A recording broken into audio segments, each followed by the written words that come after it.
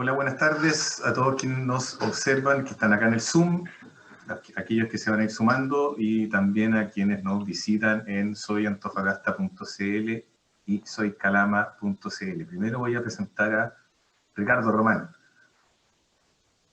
académico, profesor de filosofía, director del Colegio Plesgana en Santiago y mejor amigo. ¿Cómo estás, Ricardo? Román.cl, seguro. Sí, muy bien, gracias. Gracias por la invitación. Esto que nos propone la tecnología nos da esta facilidad de poder conversar con personas que están en distintos lugares. Y vamos a tener que, a continuación, presentar a nuestro invitado. Y tenemos acá un currículum largo, así que lo vamos a abreviar un poquito, porque si no vamos a estar muchísimo tiempo. No. Eugenio Tironi, sociólogo, con una historia política contundente, nacido en 1951, ensayista, consultor chileno, miembro de número de la Academia de Ciencias Sociales, Políticas y Morales del Instituto de Chile, socio presidente de Tironi, exdirector de Nersis, profesor, columnista regular y autor de numerosísimos libros. El último se llama, don Ricardo, El desborde. El desborde. Eugenio, buenas tardes, muchas gracias por acompañarnos. Hola. ¿Cómo estás con frío? Nos contabas. Muy bien, un poquito frío, sí, ya, pero ya estoy entrando en calor ya. Al verlo a usted.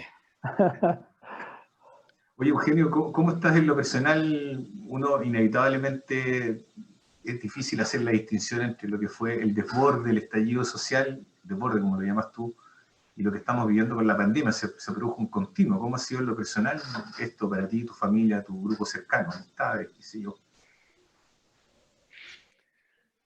Mira, por suerte no he tenido trastornos mayores desde el punto de vista familiar o personal. Mi núcleo de trabajo, con el cual más intercambio todos los días, se mantiene en pie muy laboriosamente, con muchas actividades, sintiéndonos útiles, que es algo que permite darle sentido a la vida. Así que, no, por ese lado bien.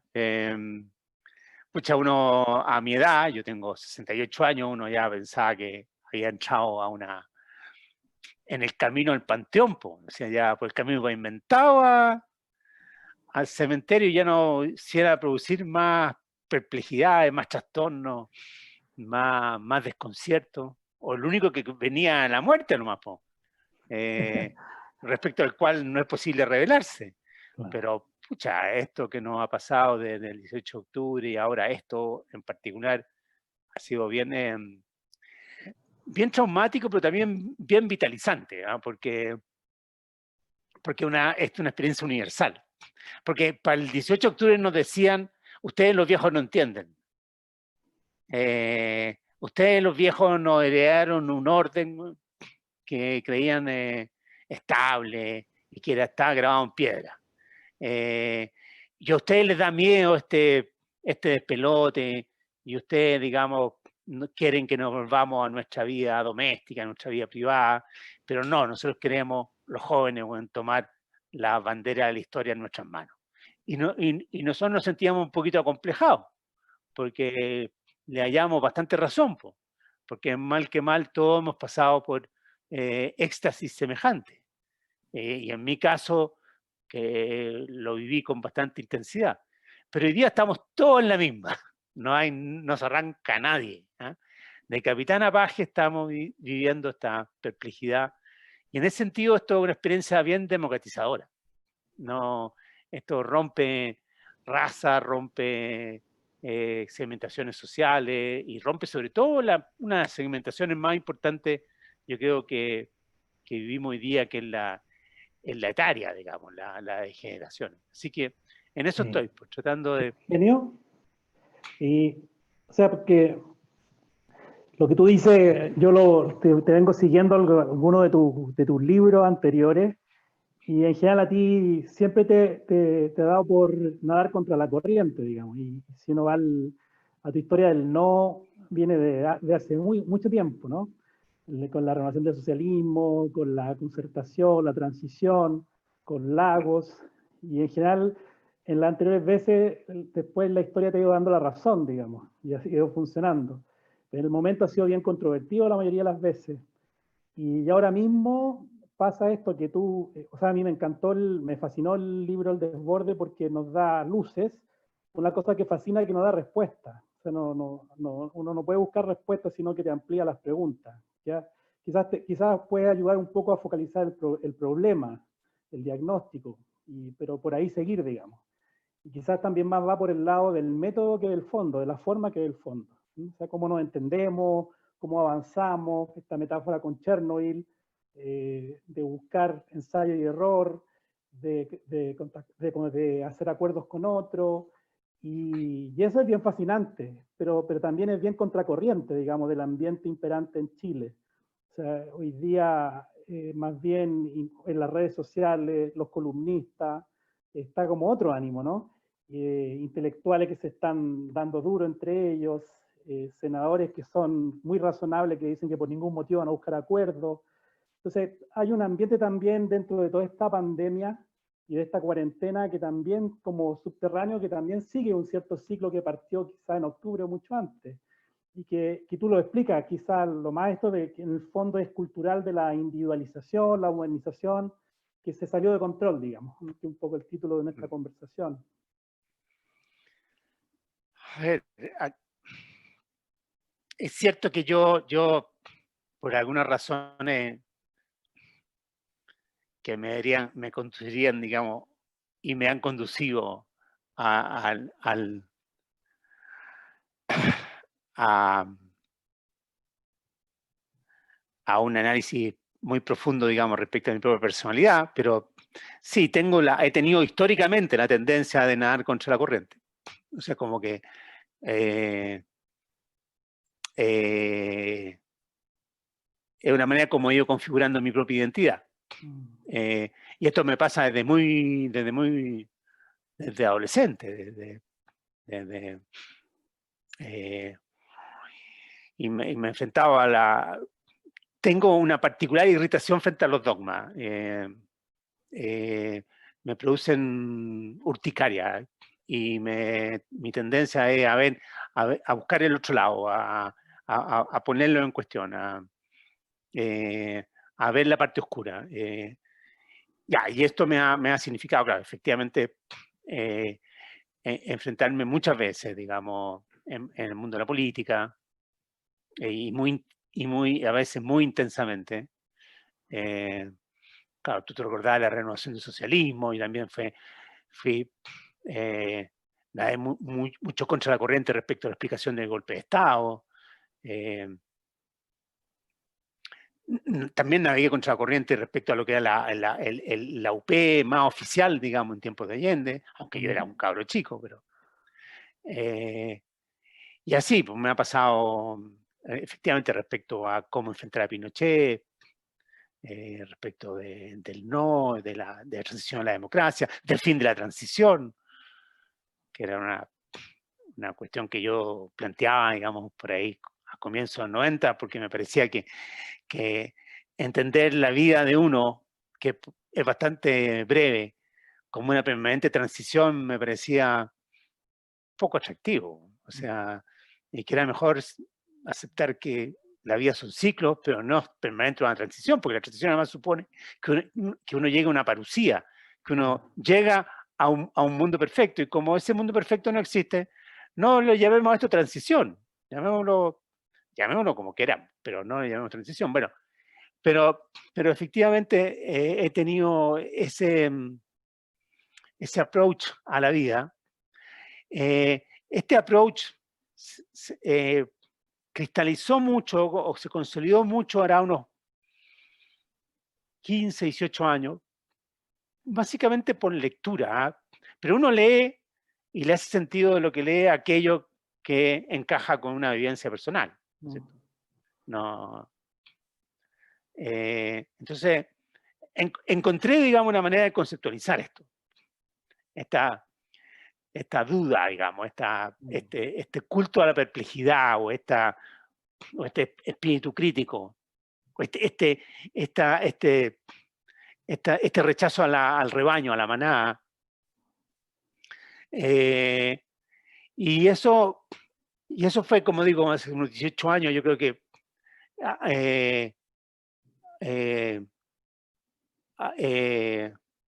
hay un libro mío que me he sentido importante en esta materia que se llama Apología de la Intuición, en que cierto modo plasmo esto a partir de mucha lectura.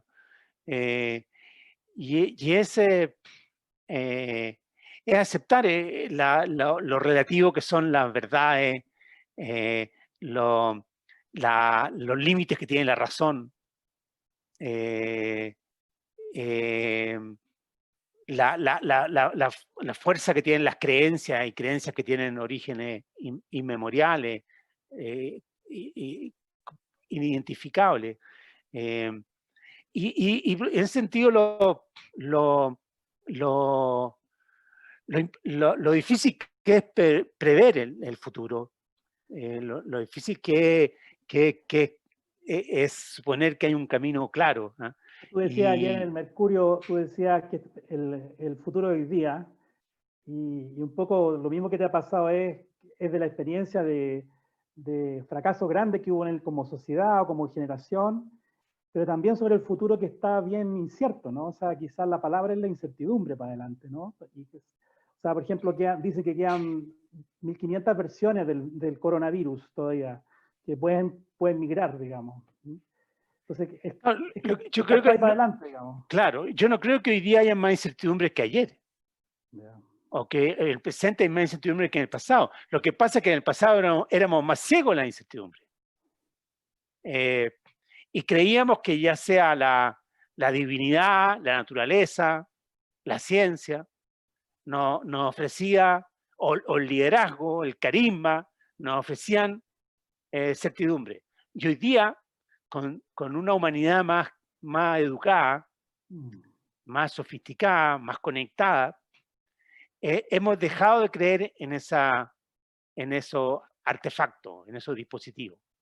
Y entonces, no es que exista más incertidumbre. No es cierto que la amenaza del cambio climático sea superior, por ejemplo, o del calentamiento global a la que fue en un momento el holocausto nuclear.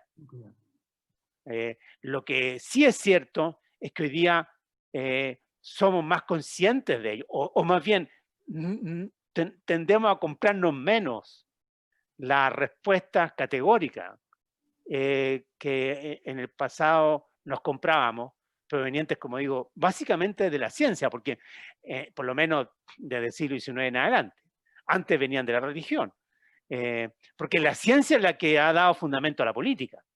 O sea, desde el nazismo, o el estalinismo, o el marxismo en general, o el neoliberalismo, basan su discurso político en la fe científica. Y yo creo que lo que hemos visto ahora, y en ese sentido lo de Chernobyl es una buena metáfora, creo, y lo del coronavirus resulta también otra maravillosa metáfora, es que lo que suponíamos que la capacidad científica tenía controlado, o era capaz de prever, o era capaz de anticipar, resulta que no es capaz. Y esto es lo que llamamos incertidumbre. Eugenio, ¿por qué llamas desborde? Lo explicas bastante bien en el libro, pero para quienes nos están escuchando, ¿por qué decides tú, te decides por esa definición? ¿Cómo se entiende un desborde? ¿Qué lo hace distinto de otras acepciones como crisis social, estallido, revolución, qué sé yo? Tú apuntaste algunos, bastante relevante lo que dices tú, el fenómeno de incertidumbre va cambiando, no es que tengamos más, pero hay mucho de aquello en el fenómeno que empieza a ocurrir en Chile el 18 de octubre y también tiene algunas aproximaciones en otros lados del mundo, no es un fenómeno exclusivo nuestro. Bueno, yo le robo este concepto a dos pensadores que son Michel Calón y Bruno Latour. Y y toda una corriente que se articula en torno a ello. Y lo que hace referencia es a un fenómeno muy particular, que es aquellos procesos o situaciones que han estado o se creen o creemos que estaban bajo control, cuyas consecuencias eran anticipables, frente al cual teníamos un sistema de señales que nos permitían advertir las eventuales fallas y corregirlas, y cuando ese sistema adquiere vida propia, o ese proceso adquiere vida propia, se escapa del control de lo que habían sido sus creadores, y del control de quienes son sus gestionadores, sus administradores, y comienza a ser una amenaza, comienza a ser un monstruo en el fondo que nos amenaza a nuestra vida, digamos. Y esto ocurre en la zona de sacrificio, como Quintero Ventana, esto ocurre en Chernobyl, esto no ocurre con este virus que viene de, no sé, de la rata o de los murciélagos, y viene en contacto con los animales. O esto no ocurre no ocurrió en 2008 con el modelo, como con el esquema neoliberal, con la idea de que habíamos llegado a un sistema en el cual el dinero ya no era el problema, que las familias, las empresas, los estados se podían endeudar infinitamente, porque eso no era un problema, según lo decían los economistas. Entonces, el desborde se refiere a eso, a procesos o sistemas que efectivamente se salen de control, se salen de los límites y que producen trastorno, producen temor, producen polarización, frente al cual además hay versiones distintas, chocan, ya no es que sea la gente normal o corriente que está atemorizada y los científicos o los políticos tienen claridad sobre el asunto, sino que los políticos y los científicos están tan perplejos y están tan divididos entre sí como lo están la gente común. Yo creo que lo que estamos viviendo respecto a las cifras de muertos, respecto a los contagios, respecto al testeo, que no es un problema solamente en Chile, ¿no es cierto? Se da en todos los países del mundo. Y la pelea que hay entre los científicos sobre esto, entre los estadísticos sobre esto, es maravillosa. Además, hay tantos científicos detrás de la tesis de que no hay que establecer cuarentena obligatoria a Suecia, digamos, como lo hay, aunque quizá hay más en este otro bando, a favor de que se establezcan cuarentenas obligatorias, pero ninguno de ellos tiene evidencia suficiente como para imponer su punto de vista como una verdad revelada. Entonces, esto es lo que me gusta de la palabra desborde, a diferencia de las crisis. ¿Ya? Las crisis como que son rupturas transitorias de un fenómeno que después se restablece. Aquí no, aquí son colapsos de sistemas o procesos que nos abren a un nuevo conocimiento o que nos obligan a un nuevo conocimiento, amplían el margen de lo conocido. ¿Qué es lo que nos va a pasar ahora con esta pandemia? ¿Ah? Y que es, yo creo, que lo que nos tendría que pasar o no, respecto a lo que fue el estallido del 18 de octubre. Quizá en el mundo de las empresas o de los negocios, con la innovación ha sido más aceptado esto. O sea que en general van apareciendo innovaciones que son desde el descontrol, no existe un plan de innovación. O sea, alguna vez existió, pero no funcionó ninguno. Entonces van apareciendo casi por sorpresa, por mucho ensayo y error. En el mundo de la innovación se vive en beta, o sea, la forma de vida es vivir en versión beta siempre. Pero sigue la ilusión en el mundo técnico, científico y sobre todo político de que estamos en la versión, podemos llegar a la versión perfecta. Y estamos enojados porque hay alguien que está impidiéndolo, digamos. Es totalmente cierto que en el mundo de la empresa se da mucho esto, que se avanza por errores, digamos, ¿sí? O por disrupciones. Incluso, ¿no es cierto?, hay empresas que provocan voluntariamente disrupciones y errores para aprender. o sea, produce un desborde.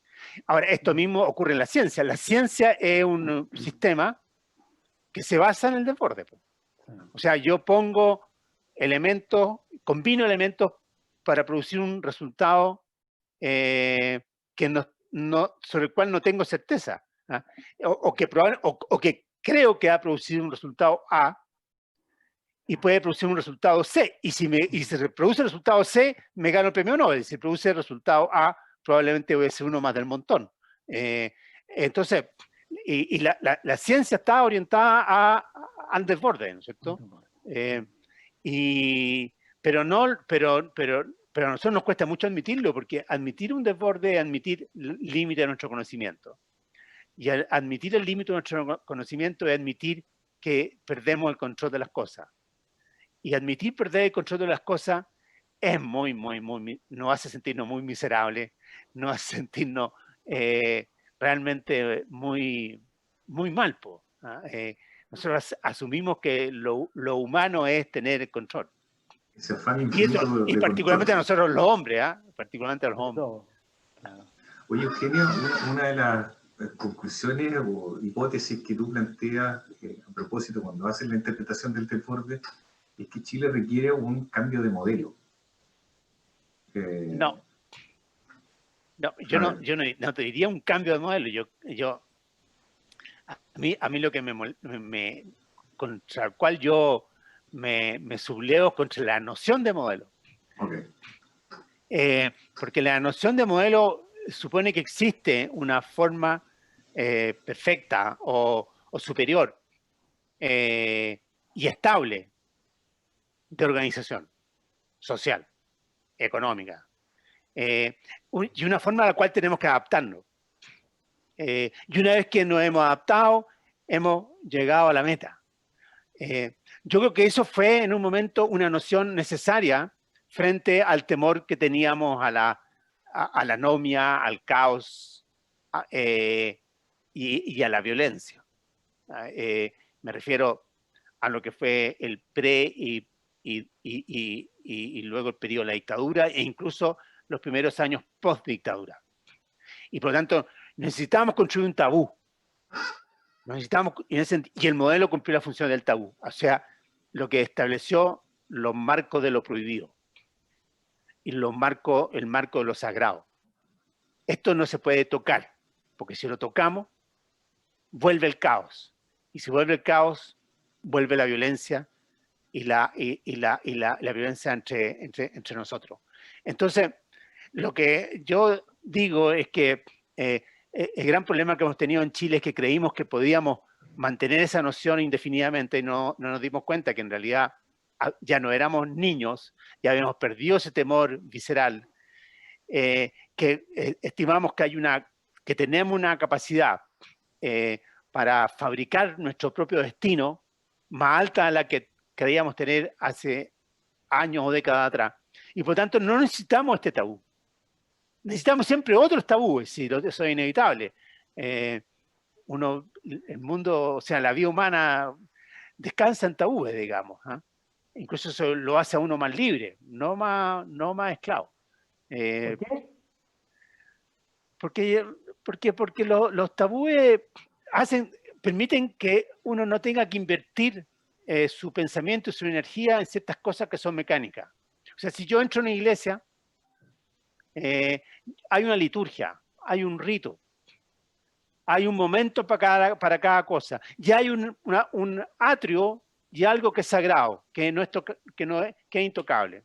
Entonces, eso me permite rezar, o eso me permite concentrarme en mí mismo.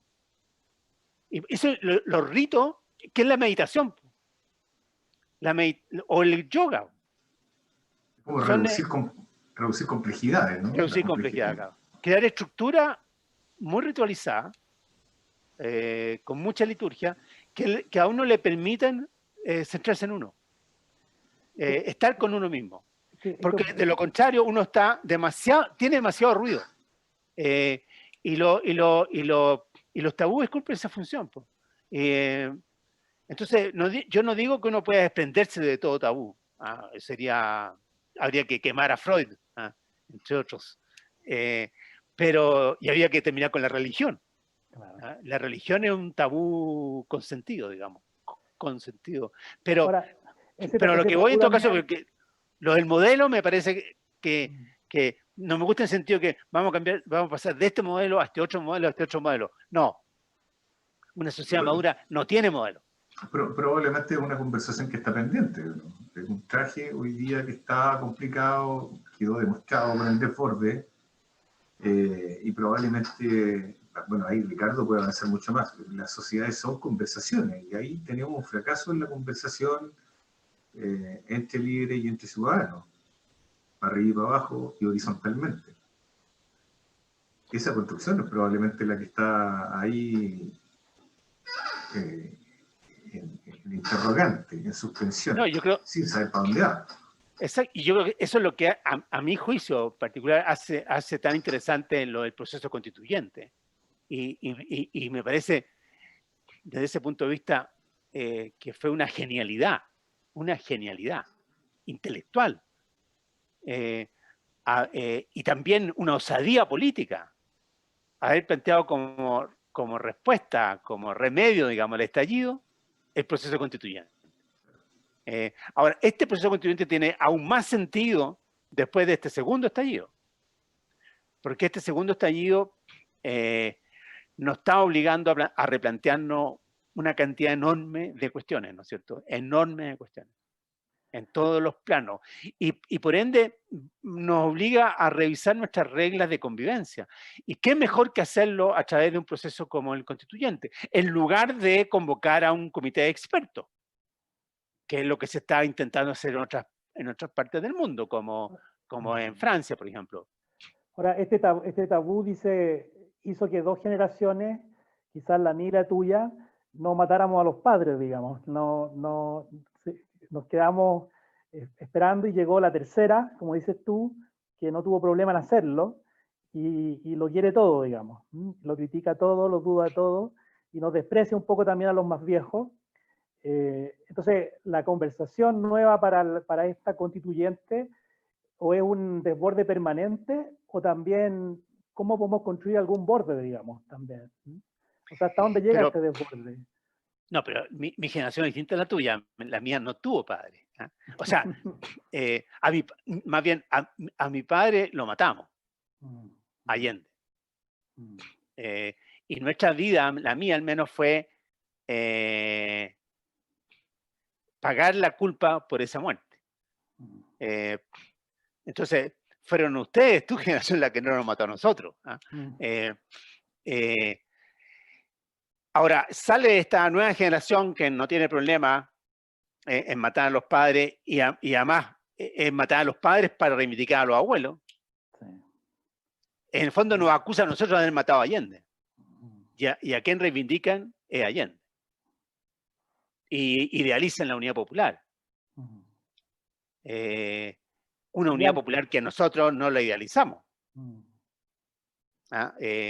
Más bien al revés. Le tememos. Porque sabemos lo que puede precipitar una experiencia de ese tipo. Y lo sabemos en sangre, en la carne. ¿Ah? Ahora, pero esta generación omnipotente le tocó ahora la pandemia. Esta generación omnipotente que vivió en el 18 de octubre su clímax, su momento, digamos, de máxima omnipotencia, en la cual todo lo que importaba era el sueño, todo lo que importaba era alcanzar lo imposible, lo que importaba era abandonar y denigrar, digamos, los 30 años pasados. Mucho fuego, había mucho fuego. Mucho fuego, botemos el pasado para abrir espacio para el futuro. ¿Ah? Y sobre todo el sentimiento que no hay una deuda con el pasado. Esa generación murió en marzo. Se acabó.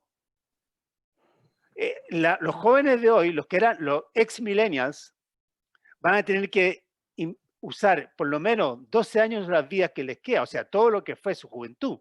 Juventud que ellos además la van a tener que invertir ¿en qué? En pagar las deudas en las cuales están incurriendo la familia, las personas, el Estado de Chile. ¿Para qué? Para salvar a sus padres y a sus abuelos. O sea, de aquí en adelante el driver de la vida de estos jóvenes ya no va a ser cumplir sus sueños, sino que pagar las deudas. Entonces, alguien le escuchaba otro día que yo comenté esto y dijo, en verdad se acabaron los millennials, ahora llegaron los pandenials. Encontré muy buena la frase de los pandenials, el término de los pandenials, pero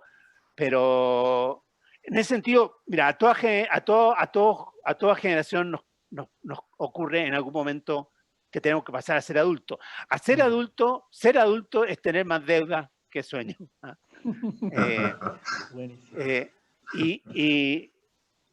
Y ser viejo en no tener ninguna de las dos cosas. Pero bueno, pero a esta generación le vino de golpe. Le vino de golpe, digamos, esta experiencia de la cual había huido. Y había huido con harto éxito. Nunca habíamos tenido una juventud más prolongada que la de los millennials. Pero ¿tú crees que esta generación es consciente, Eugenio, de esta interpretación que estás haciendo tú? No, en absoluto. Me cuesta creerlo, de verdad. No tiene por qué ser consciente, pero perdóname, el adolescente o el joven que lleva 4 semanas, 8 semanas encerrado en la casa, que no puede ver a su pareja o a su polola o a lo que como se denomine, que está condenado a estar viviendo con los padres o con los abuelos, que tiene que combatir digámoslo así, inhibir su propia libertad, sus propios derechos, en función de la salud de los mayores. Es una experiencia que lo va a marcar para toda la vida. Cuando el 18 de octubre salía a las calles reclamando, entre otras cosas, ¿qué cosa? De que no quiero hacerme cargo de mis padres ni de mi abuelo. Que fue el sistema de AFP, o sistema de previsión, ¿no es cierto?, que existió en Chile siempre, hasta que se inventó el sistema, este mito, esta fantasía del sistema de previsión privada. Porque hasta entonces lo que había era un pequeño sistema de previsión de este porte básicamente para empleados públicos, ¿ah?, y para la Fuerza Armada, y el resto quedaba a merced de ¿qué? De los hijos, como ocurre en gran parte de Chile hasta el día de hoy, ¿no es cierto? De los chilenos hasta el día de hoy. Pero claro, pero buena parte de la clase media de pronto y de los jóvenes de la clase media se vieron ante esta suerte de tsunami, que era tener que hacerme cargo de mis padres o mis abuelos porque la AFP no responden. Bueno, ese tsunami estalló. ¿Ah?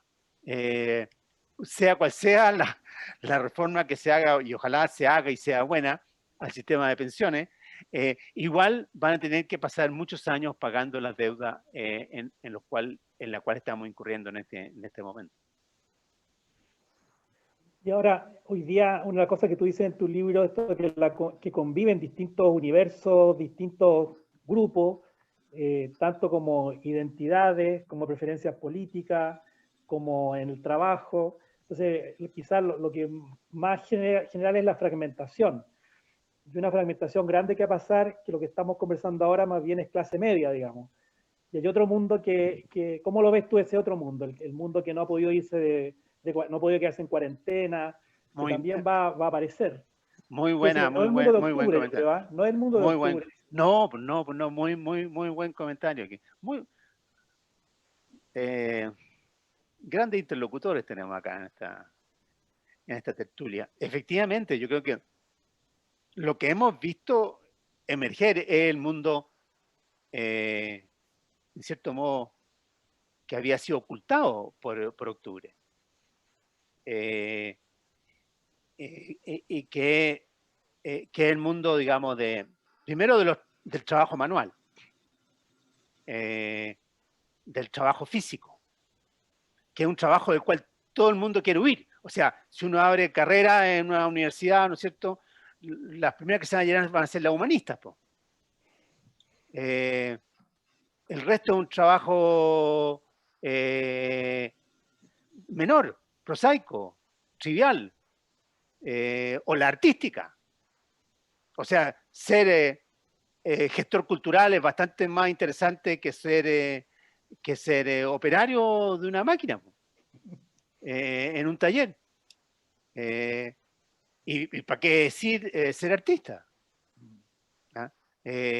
Y artista que concursa ¿a qué? A fondos públicos. Y que espera que el Estado le financie, digamos, su arte y además que le conceda libertad. O sea, hoy día lo que emerge es el mundo de la precariedad, mucho del cual depende de su cuerpo, el mundo del cuidado, el cuidado de los ancianos, el cuidado de los enfermos, que otro mundo despreciable, que en general además el mundo más intelectual lo despreciaba mucho, puros aprovechadores o aprovechadoras, puros sindicatos, pura burocracia, pura grasa, pura ineficiencia. Un poco, ¿no es cierto?, esa es la visión que prevalecía sobre la salud pública, o que aún prevalece en algunos sectores. Pero además yo agregaría el mundo de la pobreza extrema, que no la veíamos, y el mundo de los inmigrantes. Porque hasta ahora, claro, los inmigrantes, nosotros teníamos una visión del inmigrante, ¿no es cierto? Sobre todo el mundo de clase media, que era el cajero, la cajera, o la persona que hace el delivery.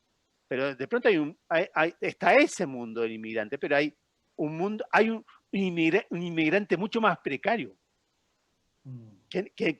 que por lo menos para la clase media santiaguina es muy poco visible. Y ahora emerge, ¿ah? Y que es el más vulnerable a esta pandemia, ¿ah? Entonces, efectivamente, aquí surgen actores que han sido borrados del mapa, o que apenas se visualizaban en el mapa. O sea, ahora son actores, o sea, porque claramente los jóvenes, los millennials eran actores, o sea, los veíamos en la Plaza Italia todos los viernes. O sea, se constituye un discurso, una identidad, una estética, una ética, y este mundo todavía es que quizás no tiene mucha conciencia de sí, digamos, le da para sobrevivir, digamos. Salir a ganarse unas lucas en la mañana y volver a la casa contagiado quizás. O sea, que es como, todavía es como un mundo que no es agente, digamos, ¿no? No, tienes razón, yo creo que no. Pero que tiene un vocero, que se llaman los alcaldes, y las alcaldesas. Y alguna bastante cercana aquí a Víctor. Puedo intuir algo. Intuyo algo. Y hay alguna en distintas partes de Chile. Una cosa característica de estos últimos semanas o meses es el peso que toman los alcaldes y el protagonismo de los alcaldes. Y esa fuerza y esa de la institución alcalde tiene que ver mucho con el hecho que son los voceros o voceras de este mundo invisibilizado. Este mundo que descansa en su fuerza física, en su astucia, en el salir a la calle a hacerse el día, que no tiene la expectativa de estudiar, y obviamente tiene un horizonte muy distinto al de la Plaza Italia, digamos, de octubre o noviembre. Tú has hecho una interpretación sistemática en el tiempo, en las últimas décadas, de lo que es el Chile, que en permanente transformación, modernización, del ser chileno. Sin embargo, siempre me queda la impresión, después de leer los libros, y particularmente con estos dos fenómenos, de que tenemos liderazgos que no han hecho ese esfuerzo de interpretar lo que es el país hoy día, y particularmente la democratización o la heterogeneidad que tenemos en la nación.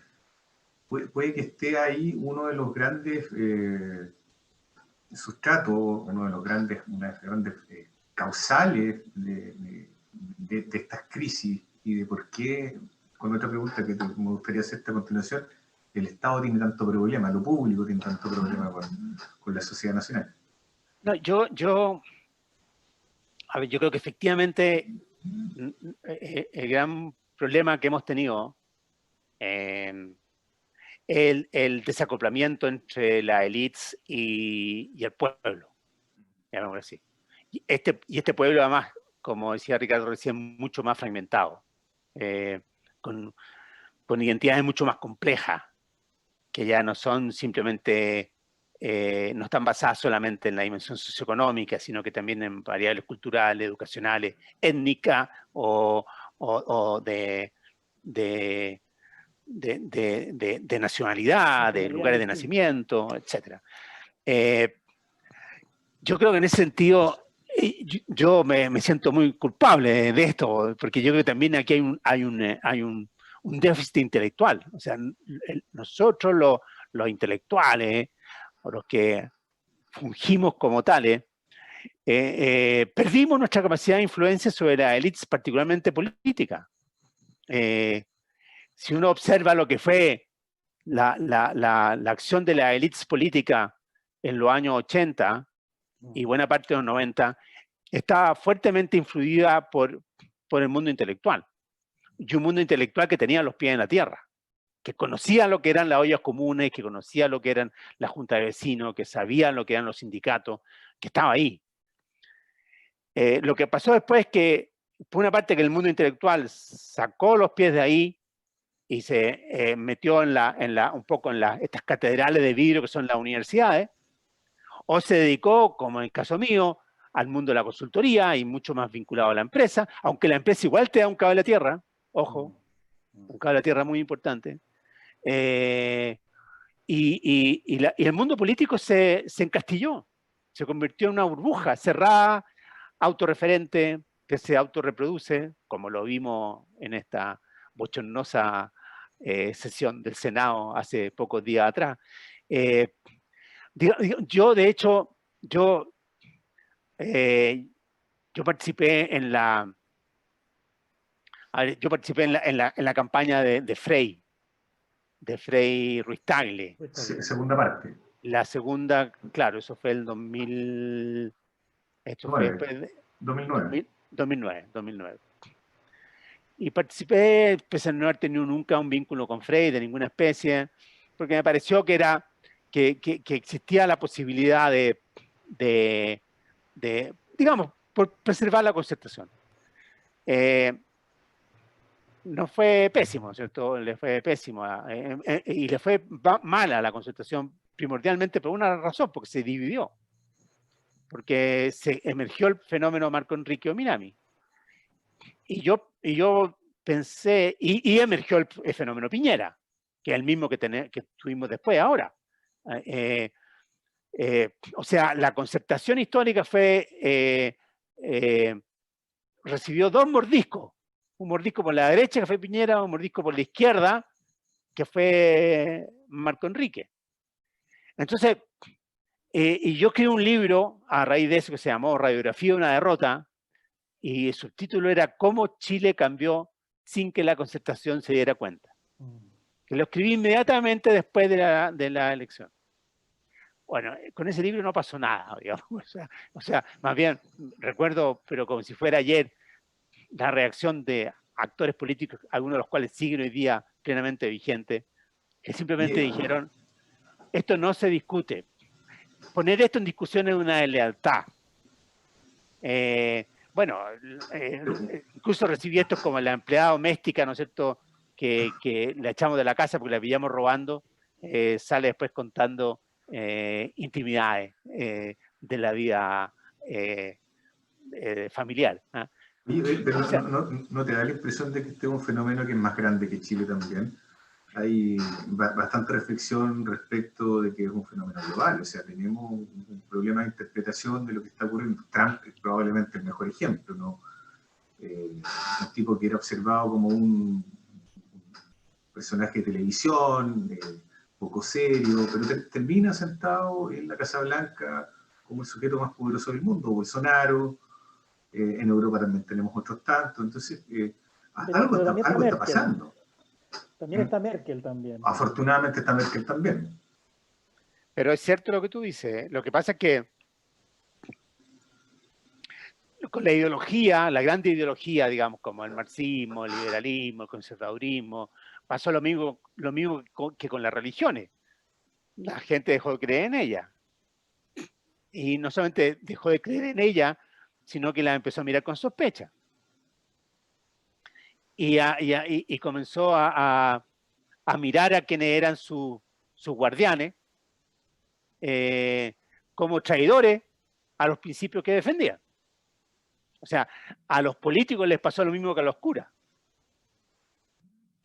O sea, lo que ha sido la pedofilia para los curas ha sido la corrupción para los políticos. Entonces, efectivamente, y no han habido ideologías de reemplazo. Y no han habido ideologías de reemplazo por algo que dijimos, que comenté antes. Porque hoy día vivimos una humanidad que tiene más dificultades para tragarse ruedas de carreta. Entonces, ¿qué es lo que hay en vez de ideología? Figuras carismáticas. O sea, esto es un retroceso, quiero decir, respecto a la ideología. Yo no tengo nada contra la ideología es un relato, como diría nuestro Harari. Es una historia laica. La ideología es el sustituto de la religión en un mundo más racionalista y más laico. Pero hoy día no tenemos ni religión ni ideología, lo que tenemos son liderazgos carismáticos, a lo Trump, o a lo Urban o a lo Bolsonaro, y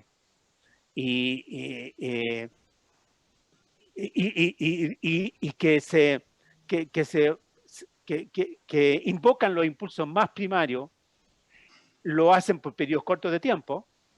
No creo que no edifican nada, digamos, no construyen nada. Ahora, pero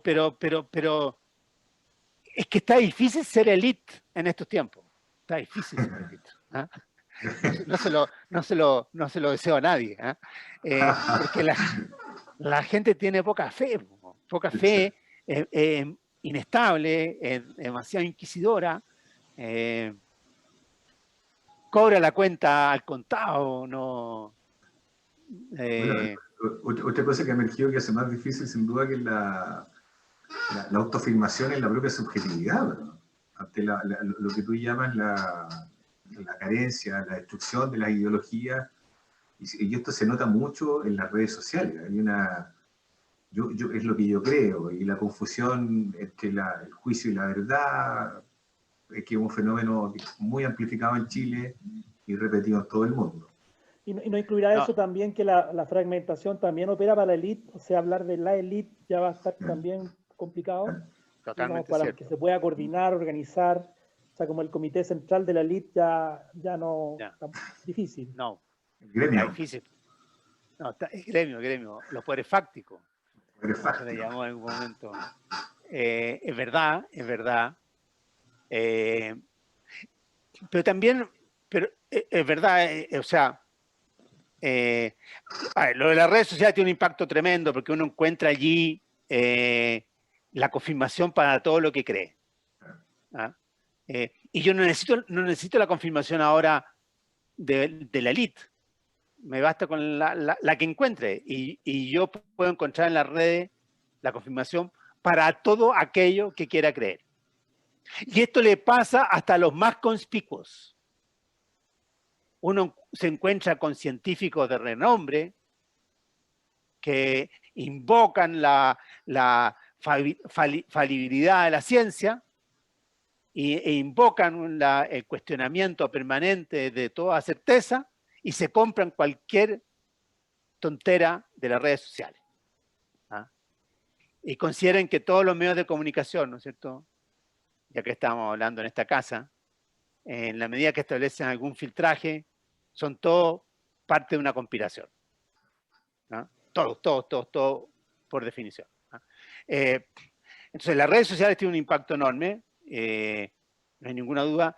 Y es cierto también esto de que la elites se han masificado un poco también. Porque es menos exclusiva la élite. Eso es lo que no entendió el señor del lago Ranco, que pensaba que la élite no sé, pues del abolengo, de que esto es mío, de que no me levante la voz, de que yo soy abogado, ¿ah? Que usted no sabe con quién está hablando. ¿Ah? Entonces, claro, pero yo diría hay otras élites que son súper influyentes, ¿no es cierto? Que pueden ser un futbolista, no sé, una persona que tiene muchos seguidores o likes en Instagram. Yo no sé, los influencers, eso. Entonces es verdad. No, así como decíamos que ser élite está fregado, gobernar estas sociedades complejas resulta particularmente difícil. Pero por eso se requiere intelectuales. Yo creo que el papel de los intelectuales es importante. Y yo creo que esto de la pandemia como decía Mañalich, que era el tiempo de los filósofos. De los filósofos. Sí. Ricardo, ¿te parece? Mira, tengo un par de preguntas. Jacqueline le pregunta a Eugenio: ¿cree usted que esta crisis social que rompe paradigmas hará cambiar también los paradigmas económicos de los líderes empresariales? Agrega, cambiar a paradigmas más colaborativos. ¿O es ingenuo pensar esto?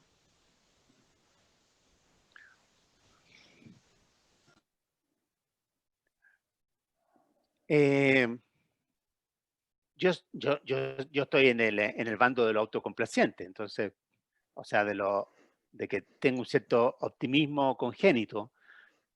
Yo no creo, la verdad, de que el mundo de la empresa per se vaya a cambiar demasiado. ¿Ah?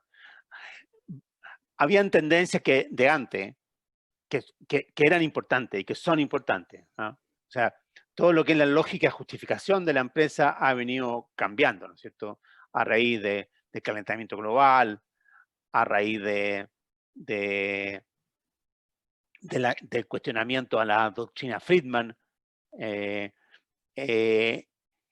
Y ese proceso o ese fenómeno se va a acentuar a raíz de esto. Se va a acentuar.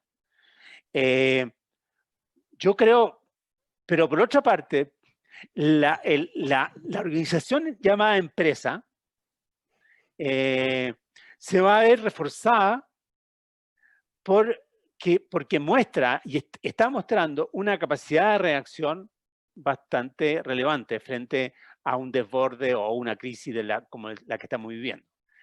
Ágil, eficaz, sabe movilizar recursos, en cierto modo se excita con este tipo de desafío en vez de bajonearse. Es muy distinto el 18 de octubre que la pandemia para el mundo empresarial. El 18 de octubre estaban en el pabellón de los acusados. Aquí están, digamos, encabezando la marcha de los que tienen una solución. Y cuando digo una solución me refiero no solamente a las cajas de alimentos, sino a mantener el empleo o a permitir que haya un relanzamiento de crecimiento o proveyendo respiradores o ayudando a los hospitales. O sea, como que la ética empresarial y la ética empresarial retoma todo su sentido, digamos. Si recuerden ustedes que gran parte del capitalismo moderno surge del enfrentamiento ¿de qué? Del comunismo o del enfrentamiento del hambre antes. Entonces, había perdido un poco esa justificación, la había encontrado ahora en el cambio climático, pero en realidad era bastante forzado, pero aquí encuentra como una justificación más profunda. ¿Ah? Entonces yo creo que en ese sentido la empresa como organización no se va a ver cuestionada. Incluso comienza a cumplir funciones en sustitución del Estado. ¿Ah? O sea, si vamos a salir de esta pandemia porque va a haber una vacuna. ¿Esa vacuna dónde va a salir? Va a salir, esto ni siquiera va a salir de empresa. Esto no va a salir del laboratorio de los gobiernos, no va a salir ni siquiera del Pentágono americano. No va a salir del FBI ni de la CIA. Claro. Ni siquiera en China, digamos, va a ser de una empresa. Ni siquiera en China.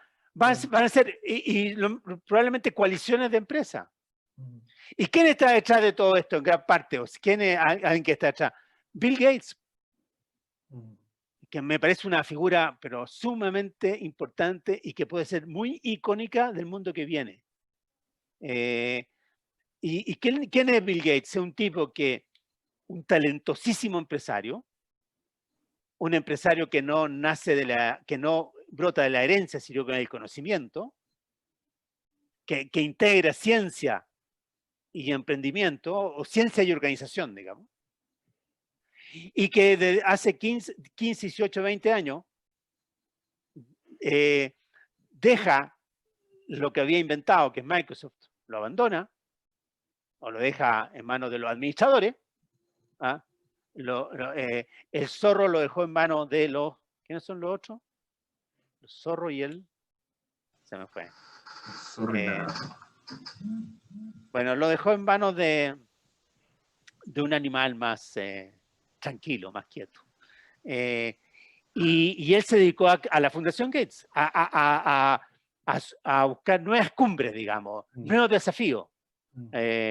Hay un documental en Netflix sobre Gates que es sumamente recomendable, creo yo, que inventar un inodoro, un baño para el África, o inventar vacunas contra la polio, o inventar sistemas de creación de energía que no contaminen. Entonces, yo creo que es llamativo lo de la Fundación Gates. O sea, no sería raro que tengamos, digamos, una suerte de capitalismo a los Gates, en la cual parte del impulso empresarial va a volcarse desde el campo estrictamente empresarial, la producción de bienes y servicios dirigido a un consumidor inmediato, a bienes públicos. Y que van a, en cierto modo, a competir con el Estado en esa materia. Y que es otro tipo de ONG, porque es una filantropía, pero con velocidad de empresa. Claro, y una filantropía activa, que no es una filantropía en que yo pongo plata. Yo pongo plata y gestión. Y yo pongo espíritu empresarial. O sea, yo me dedico 10 años a descubrir y pongo a miles de emprendedores en todo el mundo a encontrar un baño higiénico y que cueste menos de $10 por unidad. Y yo financio la OMS, soy el segundo mayor financista de la OMS, y yo estoy detrás todos los días llamando a todas las grandes empresas y laboratorios que están detrás de la vacuna. Y bueno, y Gates podría decir, y además él nos advirtió en 2015 que esto venía, y cuando él habla, cuando uno lo escucha en una entrevista en CNN, uno se queda congelado porque dice, este es el Churchill de esta guerra, si es que esto fuera una guerra. No es Trump, este es el Churchill. Oye, pero el Estado también está más sexy, Eugenio. La gente a lo menos espera mucho. Los dos fenómenos, pandemia y estallido, desborde, te lo demuestran. ¿Qué adviertes tú en ese plano? Sí, pues el Estado además, yo estoy de acuerdo, el Estado incluso como los bordes entre empresas y Estados como que se diluyen un poco, porque la empresa, como decíamos antes, entra en dominio del Estado, y el Estado entra en dominio de la empresa, pues, en parte financiándolas para que no colapsen y no provoquen un desempleo mucho más masivo. Sí, el Estado va a estar mucho más sexy en ese sentido. Yo creo que escribía hace un tiempo atrás que todos nos volvimos socialdemócratas, o sea, no le tenemos miedo al déficit, no le tenemos miedo a que la empresa incluso nacionalicen, perdón, que el Estado nacionalice empresas, no le tenemos miedo al sector público en salud, no le tenemos miedo a que el Estado tome el control de la salud privada, no le tenemos miedo a grandes planes de inversión, como lo que está anunciando ahora, destinado a producir infraestructura, aunque sea redundante, porque la redundancia es necesaria para la resiliencia. Por lo tanto, ya no va a ser un mero criterio de mercado la inversión, va a ser un criterio de resiliencia. Entonces, o sea, el Estado efectivamente va a tomar un rol mucho más importante, pero me parece que va a ser un Estado, que la idea de una competencia, que lo que gana el Estado se lo quita a la empresa y que lo que gana la empresa se lo quita al Estado, me parece que es una idea que caducó, que se vuelve obsoleta. En ese sentido, todos nos hemos vuelto un poquito más chinos. Donde en China es el Estado que le hace el espacio a la empresa y es la empresa la que ejerce funciones de Estado. Po. O sea, el que hace las donaciones en el África para el gobierno chino es Jack Ma, el dueño de Alibaba. Claro, O sea, entonces en ese sentido, o el de, claro, entonces claro. creo que hay que prestar atención a China y aprender a hablar mandarín. Así es. Mira, Ezequiel hace un comentario y dice: se van a requerir herramientas de protección social más sólidas que promuevan cohesión social. Y Héctor Martínez, yo me imagino que es Héctor Martínez de Puerto Natales, Punta Arenas, pregunta: ¿y quiénes o quiénes serían el Bill Gates chileno? Esa está Típica pregunta de Héctor Martínez. A ver, efectivamente yo creo que totalmente comparto 100% que en la necesidad de pensar en políticas sociales que tengan entre su objetivo robustecer la cohesión social, crear cohesión social. En ese sentido, en estos últimos tiempos hemos visto una regresión. Por ejemplo, lo de las cajas de alimentos, una regresión. A lo mejor inevitable, pero es una regresión. Y desde ese punto de vista, el punto que ha puesto Felipe de Río de Antofagasta, es decir, pucha, no por alimentar a una familia destruyamos algo que es tan valioso como es la cohesión social y la dignidad, seamos más cuidadosos, es un muy buen punto. Ahora, yo creo que a lo mejor en este momento más crítico, echar mano a este tipo de recursos era inevitable, pero pensando más en mediano plazo, es indispensable construir más cohesión social, porque si no, vamos a ir de esta pandemia para caer, digamos, de vuelta al estallido. Quizás es el momento de todas las formas de lucha y también ahí algo poco explicable es que la gente, o sea, han aprobado mucho las cajas y pasa la paradoja que la izquierda está reclamando por voucher y la derecha está dando provisión directa, digamos, a través de estas cajas. Entonces algo raro pasa ahí y la población la está agradeciendo a pesar que se han demorado mucho en llegar, ¿no? Sí. Claro, el problema es que se agradece ahora, pero se va a acabar la caja y se va a pedir otra caja. O sea, es complicado cuando uno genera este mecanismo, después clausurarlo. Pero efectivamente, como tú dices, es muy curioso lo que está pasando. Esto en todo el mundo, no solamente en Chile, claro. Digamos, si la derecha da caja y, como tú dices, la izquierda propone vouchers a través de una cuenta corriente del Banco Estado, la cuenta RUT. La derecha propone un plan de emergencia gradualista, la izquierda propone un plan de shock, una política de shock. La izquierda dice que si le ponemos plata en el bolsillo a la gente, esta no sale de la casa, un poco a lo Gary Becker o Milton Friedman, que la gente actúa de acuerdo a los estímulos económicos, Claro. y la derecha dice que no, que esto se resuelve por la vía de cuarentena. Entonces, no, está todo confundido, está todo confundido. ¿Ah? El gobierno socialdemócrata por antonomasia, que sería el sueco, propugna la política más liberal, digamos, frente a la pandemia, al COVID-19, y que cada uno haga lo que quiera. Entonces así, y otro gobierno socialdemócrata como el de Jacinda Ardern, establece, digamos, la cuarentena más absoluta. No, está todo, las barreras ideológicas realmente fenecieron. ¿Eh? Ahora, a la pregunta del natalino Héctor Martínez, no, creo que no tenemos un Bill Gates. Aún no tenemos una figura que se levante a colocar su capacidad empresarial en función de bienes públicos. ¿Ah? Pero yo creo que... ¿Es necesario que emerja alguien así o no? ¿Es simbólico para los países tener un...? Es que esto cambia tanto porque, por ejemplo, si uno vea... Bueno, es interesante observar esto porque nosotros somos una sociedad que tiene algo tradicional, ¿no es cierto? Entonces, si nosotros no tenemos figuras paternales que surjan de la política, no tenemos tampoco la posibilidad alguna que surjan de la religión. No sería raro que surjan desde el mundo empresarial.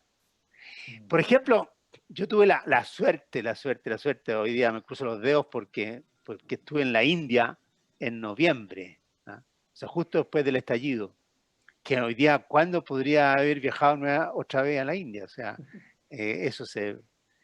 Y uno, en la India, los grandes grupos empresariales, las grandes fortunas, son mecenas, ¿no es cierto?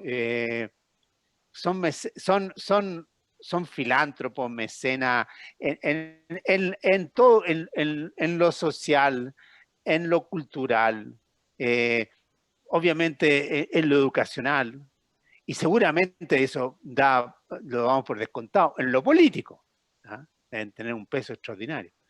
Que algo que también se vivió en Europa y se vive en parte de Europa y de luego en Estados Unidos. ¿Ah? Entonces,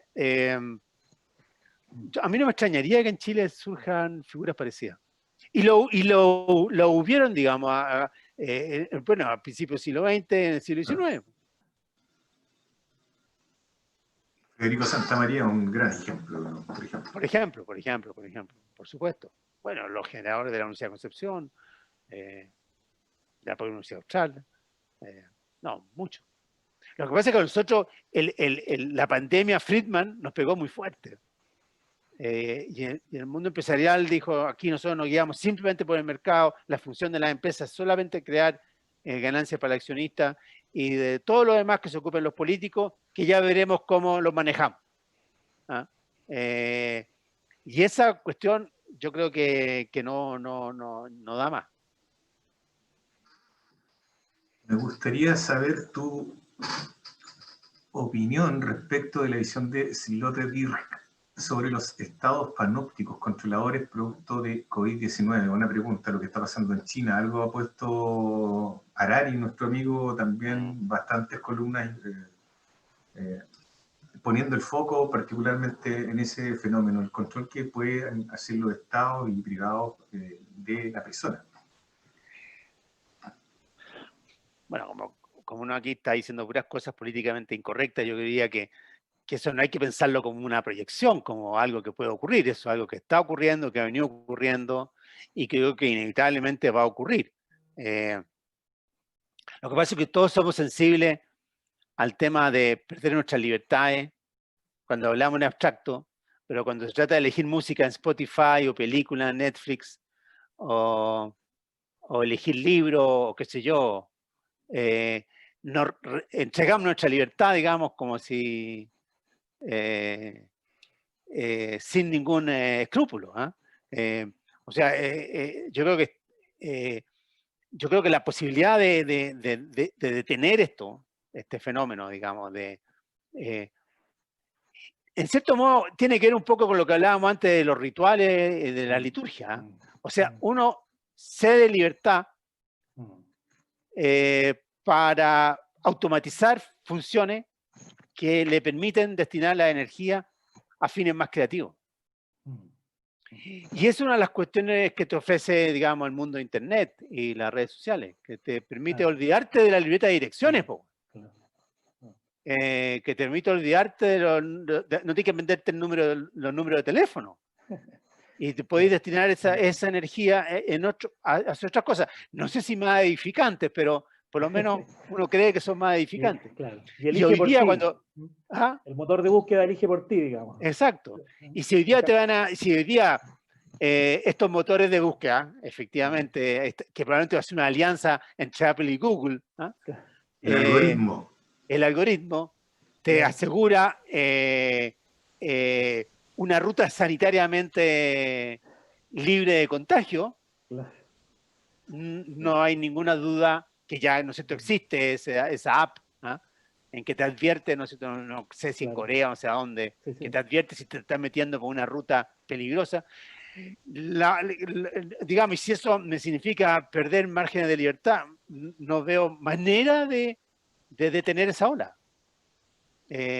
Por más que tengamos a muchos analistas intelectuales reclamando, digamos, por el Estado policial. Y lo mismo pasa respecto a la seguridad. Y lo mismo pasa respecto a controlar a los evasores tributarios.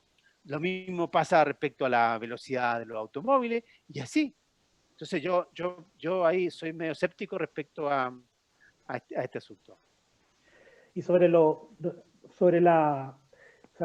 algún tabú vamos a construir para el futuro, solo que no nos damos cuenta después, lo más probable, ¿verdad? En el momento no lo vemos. Pero seguro que, o sea, en el proceso que estamos, quizá lo que están haciendo, siguiendo más tus consejos antes de haber leído el libro, incluso son los alcaldes, que son buenos para vivir en el ensayo y el error, en probar, en acordar. Hay alianza entre alcaldes de derecha e izquierda y se entienden entre ellos. O sea, ahí hay como mucho más, hay un cierto encuentro a partir de todo lo que está pasando. Entonces, ¿cómo tú ves eso? Que tú terminas el libro con unos 8 consejos, sugerencias de cómo, digamos, de cómo abordar un desborde. ¿Cómo ves tú eso para Chile, digamos, suponiendo el proceso constituyente, antes que llegue la siguiente pandemia, etcétera? Bueno, nosotros tenemos a un alcalde que tiene este mecanismo en su ADN, ¿no es cierto?, que es Joaquín Lavín. O sea, el ejemplo más emblemático es el de la Pumanque. Sí. De decir que él lo abre para proteger las pymes, que va a ser un ensayo, un piloto, que si funciona se puede replicar en otros lugares, lo ejecuta, lo controla, y después, y muy interesante las razones que da, él observa que los protocolos que se habían establecido no eran suficientes y no son imposibles de ejecutar y de controlar. Y segundo, dice, y además cambió el entorno. O sea, cambiaron las cifras generales de contagio. O sea, es mirar la experiencia y el entorno. Y en función de eso, clausura el experimento. ¿Esto le significó bajar en las encuestas? Quizás sí. Pero quizás en largo plazo lo muestra como una persona con una ductilidad, con una capacidad de ejercer ensayo y error, con una capacidad de reconocer autocríticamente sus equivocaciones, que le va a aumentar su capital político. Entonces, y yo creo y esto es válido para Lavín, pero es válido para muchos alcaldes, porque como la función de alcalde se ha desprendido de cualquier consideración ideológica, esto le da mucho más libertad. Ahora, pero hay una cuestión que hay que observar, que alguien ha señalado, que ahora se quiere solucionar por la vía del Consejo Nacional de Televisión, que los alcaldes que le sale más fácil ejercer este rol son de derecha. ¿Por qué? Porque el mundo de la derecha, primero, es menos ideológico. Y segundo, le tiene menos asco a la gestión. Y tiene menos sentimiento de culpa.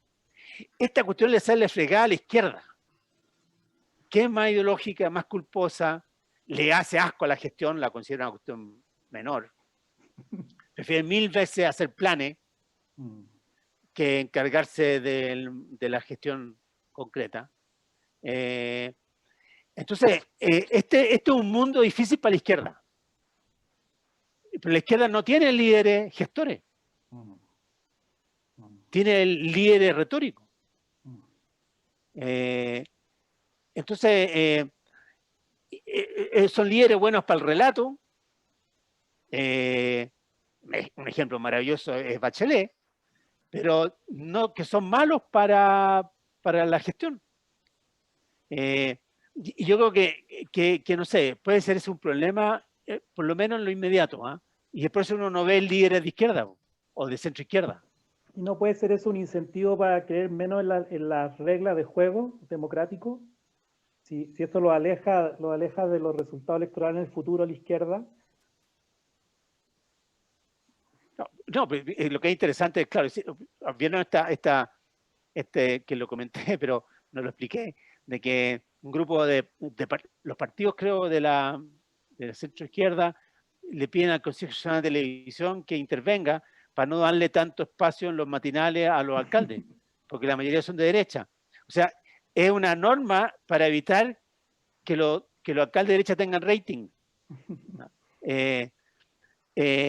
Sí, pues, eso es un buen ejemplo de lo que tú estás diciendo. De decir, ya, dado que con esta regla de juego me va mal, no me invitan a los matinales, cambiemos las reglas de juego. Y hagamos que un órgano regulador, el Consejo Nacional de Televisión, establezca una censura, una norma, que cuotee las apariciones de alcaldes en los matinales. Y claro, y eso nos acerca efectivamente a romper las reglas básicas del juego democrático.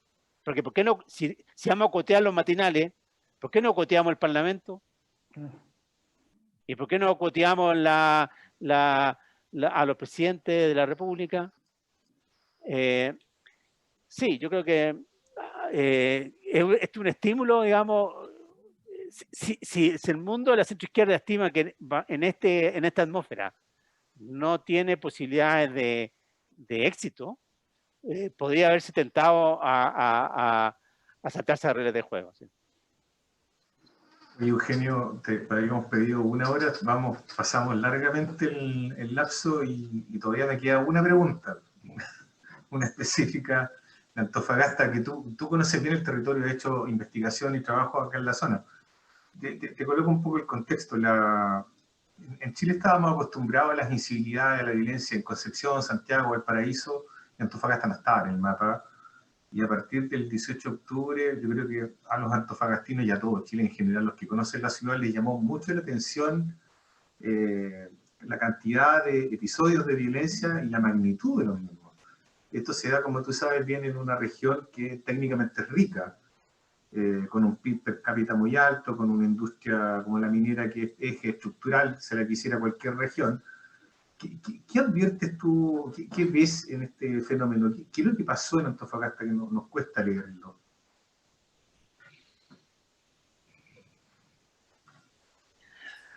Yo creo que, bueno, una buenísima pregunta. Yo creo que también, creo que comentábamos antes, tanto el estallido como la pandemia nos ha mostrado que este Chile homogéneo que creíamos ver era una fantasía.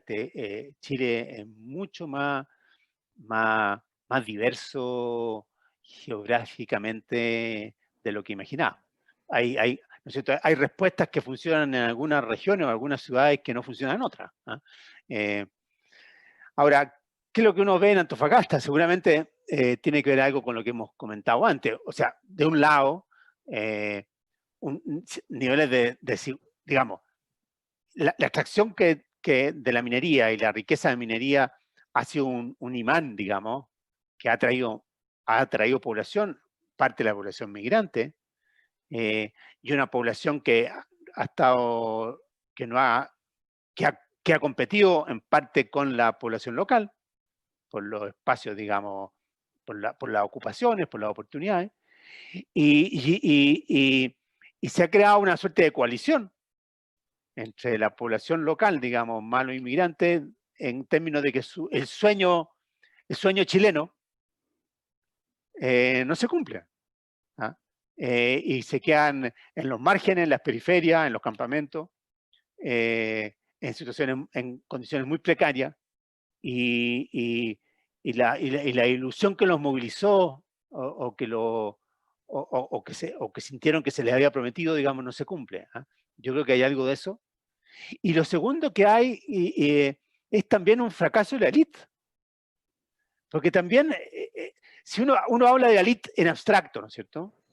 Y cuando habla de la élite está pensando en Santiago. Pero ojo, históricamente las élites regionales han sido más influyentes en sus territorios, en sus regiones, o en sus comunas, o en sus ciudades, de lo que alguna vez llegó a ser la élite nacional respecto al conjunto de Chile. Pienso en la élite de la Unión, de Osorno, de Concepción, de Iquique, de Antofagasta, La Serena, Copiapó. La Serena, Copiapó, efectivamente, Copiapó. Y así.